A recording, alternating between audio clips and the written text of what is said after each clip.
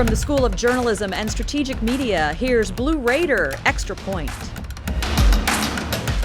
Hello everyone and happy St. Patrick's Day. Welcome to another episode of Blue Raider Extra Point. I'm Abigail Martin alongside Chase Owens and with Will Stevenson. It was a big weekend full of newly named champions in the Murfreesboro area. Your MTSU Blue Raiders women's basketball team earned the Conference USA title with their victory over Rice, as well as the Blackman girls basketball team, claiming their third state title in the past 8 years on Saturday. To hear more about each game they played in their title run, visit our sports page on MiddleTennesseeNews.net. And if that wasn't enough for you, if you love winning streaks, an awesome team, and a coach that's willing to talk to the media anytime, then Jimmy Borndame is your guy to hear. And let's hear what he has to say about the 25-game winning streak MTSU men's tennis is on.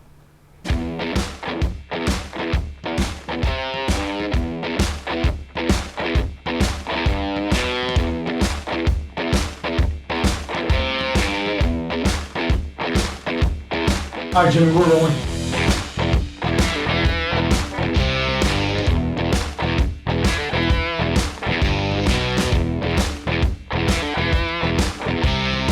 Getting that first win over Vanderbilt was big. Not worried about for me, but for the program. It really boils down to the fact that we've got such a great crowd and great community that comes out to the matches.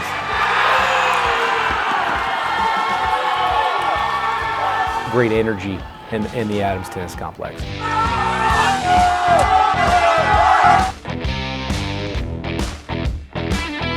As a coach, I've never felt that I gained any confidence from beating someone that I expected myself to beat.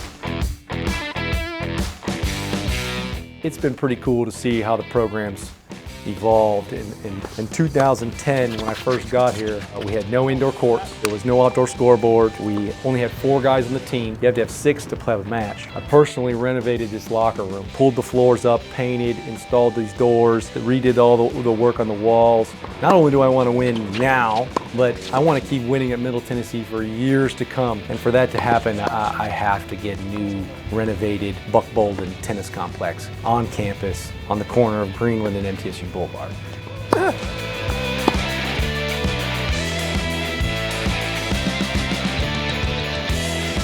But 26 sounds better.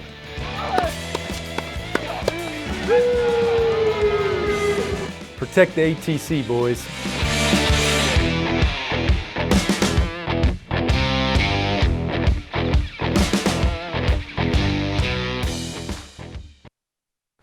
Wow, and what a run they're on, Chase. And that actually went to 26 matches now since they beat Louisville this last weekend. And they hope to turn that into 27 next week when they host DePaul. And the way that the schedule lines up, they're behind North Carolina right now. But the way that the schedule lines up, if they win out, they'll overtake North Carolina for that longest streak in the country, because North Carolina only has like 2 or 3 more home matches, and those aren't until April 9th. So we've got a pretty nice little setup going for MTSU Blue Raider tennis. But for now, let's go ahead and kick it over to Dylan Taylor with Around the CUSA.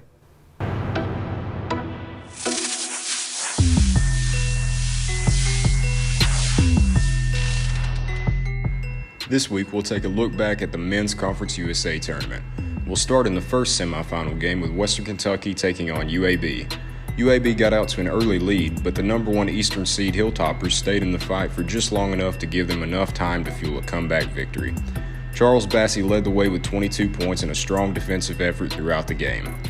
Over in the Western Division game, number 3 seed North Texas knocked off top seed La Tech by 6. Javion Hamlet led the Mean Green with 18 points and always seemed to step up in momentum-shifting points of the game.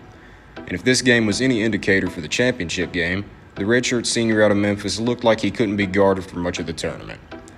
This set up a matchup between WKU and North Texas with a chance for each to earn their ticket to the NCAA Tournament in Indianapolis. In the championship, North Texas jumped out to a commanding 15-0 lead over the Hilltoppers early in the first. Just as it looked like this one may be over from the opening jump, the Hilltoppers showed why they earned the number 1 seed in the regular season. After battling back and actually taking the lead late in the fourth quarter, North Texas tied it up to send this classic to overtime, just as it rightfully deserved. As previously mentioned, Javion Hamlet lit it up once again, earning Conference USA Tournament MVP. With this win, the Mean Green are going to the Big Dance for the first time since 2010, where they will take on number 4 seed Purdue on Friday in the South Regional. Now, after waiting over a full year to say this, let the madness officially begin.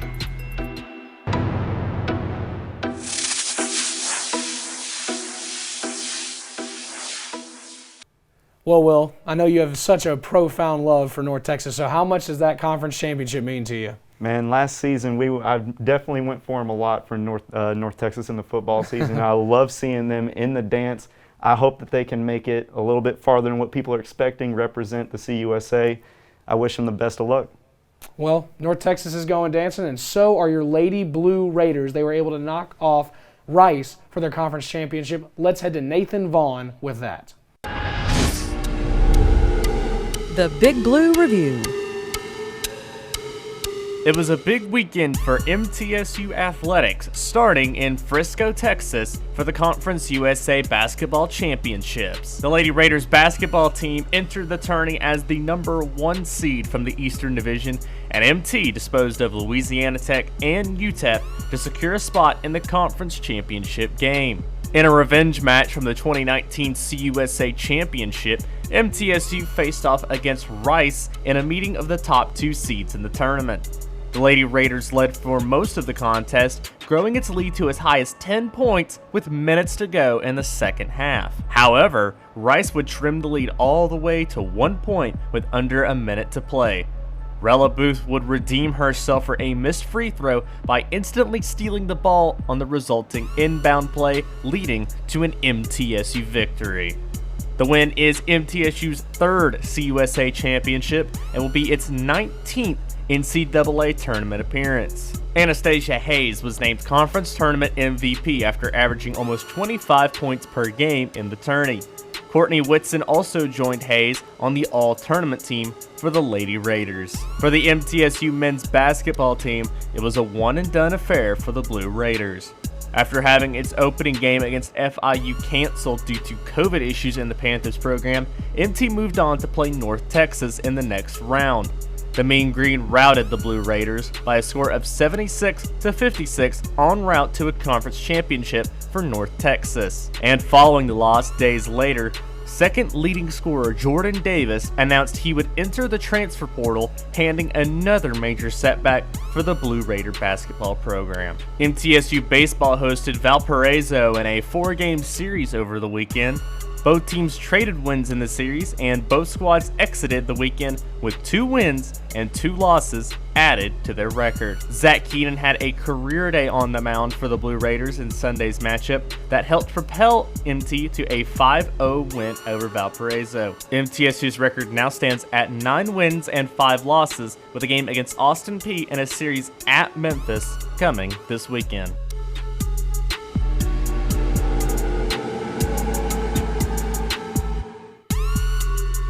Thanks, Nathan. And looking back at how Keenan is doing this year, that man is on fire. He's just been lighting up the mound every single time he's entered.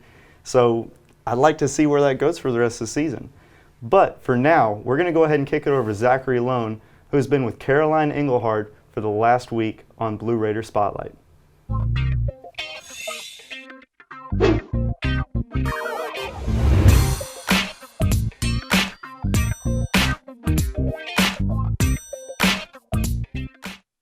You have heard of the tough transition of going from college sports to professional sports. But what about from professional soccer to college soccer?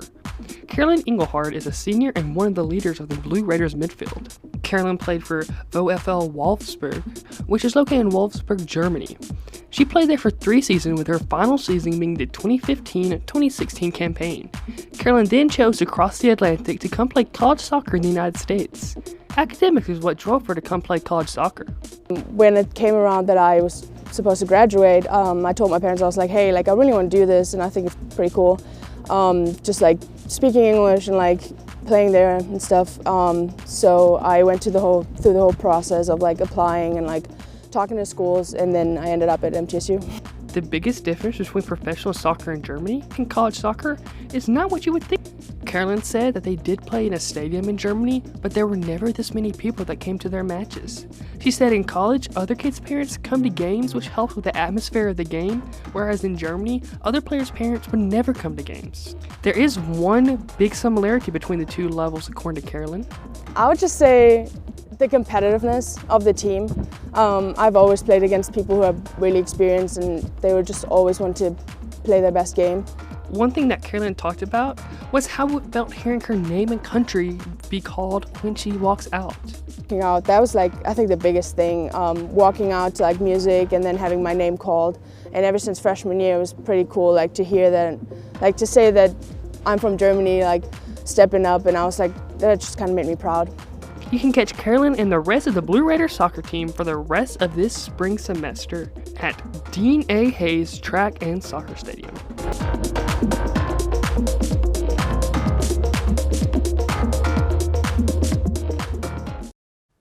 Well, I don't know what a transition from Germany looks like, but Caroline seems to have handled it pretty well. We're going to go right back to Zachary, actually, as he discusses how our women's team got to go to the big dance with a huge win over Rice in the CUSA Conference Championship.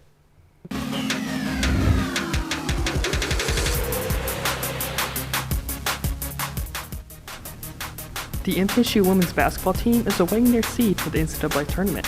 After winning the Conference USA Tournament, the Lady Raiders are guaranteed to spell in the big dance as an automatic qualifier. With most bracketology experts predicting a 14 seed for the Lady Raiders, they're looking like they're going to play a 3 seed in the NCAA Tournament.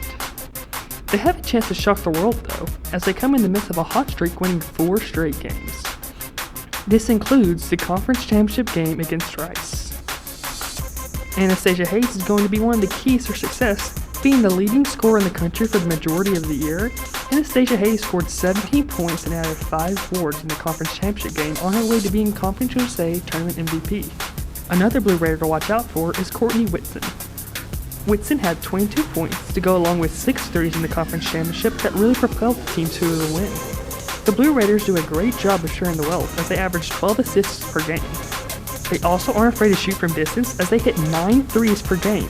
The saying is defense travels, and that is good for the Lady Raiders as they only average giving up 68 points per game. Playing basically 6 players, they're going to rely on the conditioning in the tournament as these 6 players average 68 of the team's 73 points per game.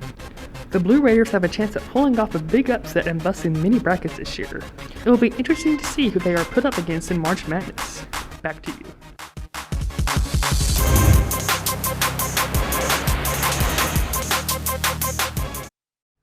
Thanks, Zachary. We can't wait to see our Lady Raiders back at the big dance. We've got to take a quick break, but when we come back, it's time for the picks. Stay tuned for more on Blue Raider Extra Point.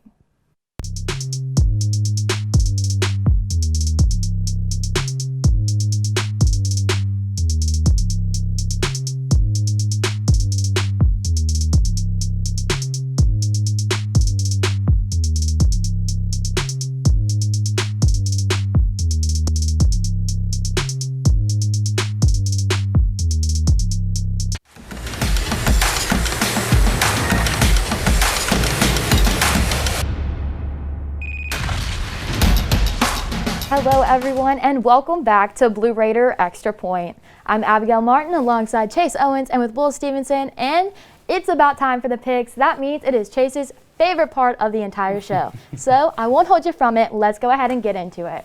First up, we've got the women's tennis team going against FIU on Sunday. The Lady Raiders came off of a 6-1 win recently, and when I got to go and watch them a little bit, they looked pretty strong. I'd have a hard time going against them after seeing how they left off, so I'm going with the Lady Raiders. Yeah, I got to go with Will right here. I mean, just a huge, huge victory on Friday, and they continue that momentum over the weekend. I think that they continue as they take on FIU. Absolutely, I have to agree with both of you. Men's tennis, they are coming off a huge victory, as you just mentioned, against Vanderbilt, beating them once again twice this season. They're going to be facing off against Alabama. And that match coming with ease, 5-2. The last time it came down to last court, Stein being able to finish it off, but you'd be ridiculous to go against the men's tennis team right now. They are on a run, and they've got such a tough schedule, and they're just proving everybody wrong thinking that they're going to take the loss. So I'm going with them again. Yeah, I got to call a game Friday for the men's tennis team, and it was just something that I had not seen before. Jimmy has got that team right where he wants them, and they're rolling right now, and I think they roll right through the tide.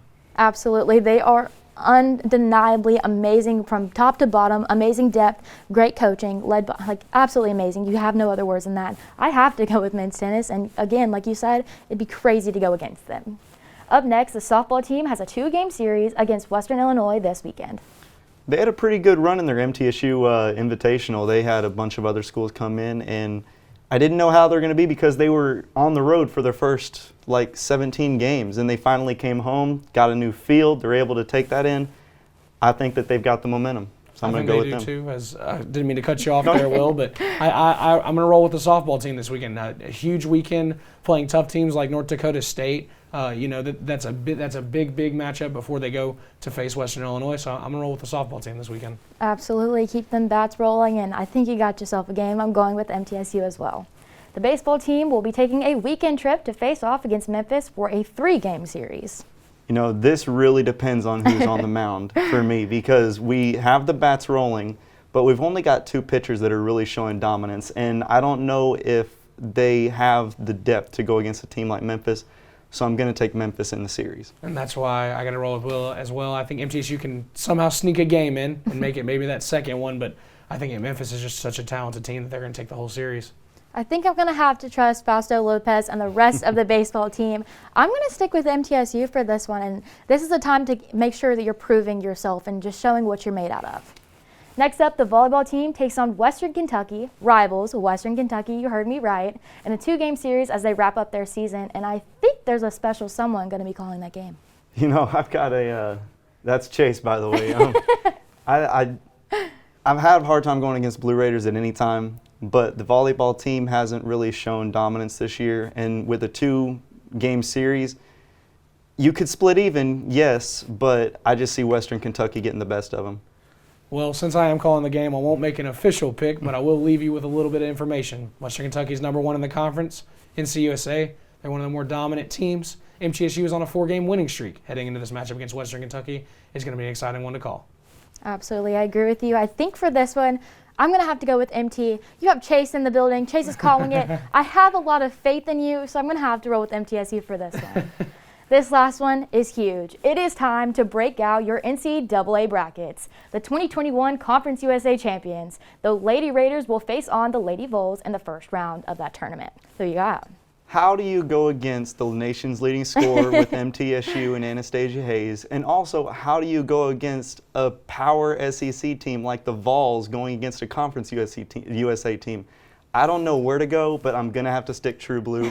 Hopefully MTSU can get it done, so I'm going to stick with them. I got to go with Will right here. I'm going to stick true blue for 3 reasons. 1, Anastasia Hayes, 25 points a game the entire season, unheard of. 2, 68 points per game. That's the amount of defense that the Lady Raiders played this year. It's amazing to watch, and I love seeing it. And 3, it's March Madness. You got to see one 14th seed upset a 3 seed. I love it. Absolutely. I have a lot of faith. We all know I'm the biggest woman advocate, and I have the Hayes sisters, the best duo. I have to stick with MTSU for this one, absolutely. Check out Blue Raider Extra Point on Instagram and Twitter. All right, everyone. Unfortunately, that is all the time we have here today. Don't forget to tune in here on Blue Raider Extra Point every Wednesday night at 6, and don't forget to fill out those NCAA brackets for your Lady Raiders. And if you missed any of this episode or any of our recent episodes, you can check those out on our website at middletennesseenews.net. Thank you for watching. Have a great St. Patrick's Day. Try to get yourself some corned beef and cabbage, and we'll see you next week on Blue Raider Extra Point.